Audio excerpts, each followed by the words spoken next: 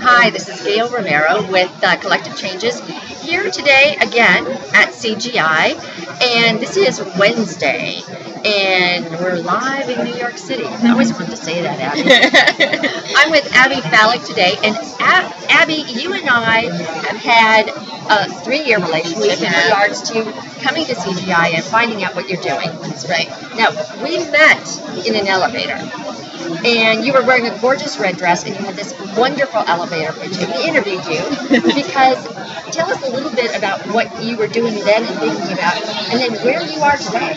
Well, and that's exactly the reason that entrepreneurs should practice their elevator pitch, is because you never know who you could run into literally in the elevator with only 30 seconds to make the pitch. Yes. So Global Citizen Year reimagines how we're preparing young leaders in America.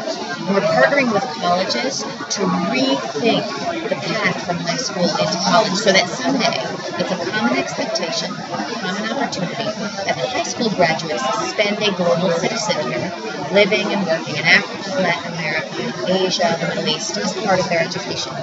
Okay, so now you've been doing this for 3 years. How many students have you gone through your program, and where are they? So we're actually 5 years in. We've just launched our 5th cohort. Wow. Which is amazing. And in the first 5 years, we've grown from 10 fellows in the first year to 100 we've just sent off this year. Oh my gosh. Now, how did they sign up? They find us often through word of mouth at this point, through college counselors and college admissions offices. Nicholas Kristoff has been a fan of this notion of a gap year, or what we like to call a bridge year or a launch year. Has written about us. I love that idea of the launch year. That's right. Because you're launching really your whole understanding of the world. It changes everything. And the traditional notion that it's a gap that you're falling into, that you may be getting off track, is exactly what we're after in terms of changing the perception of how, as a country, we think about that transition as an opportunity, a rite of passage, a moment for young people to learn who they are, who they want to be, what it means to find meaningful work in the world, and how they can develop a global perspective that helps them understand what is America's role in the world today, and how are we perceived by other countries around the world. What role can we play as global citizens in working across countries, cultures, languages to build a better future for everybody? And also, what do they want to do with their own life? It changes when you've had an experience like that. You may find your interest in a completely different place.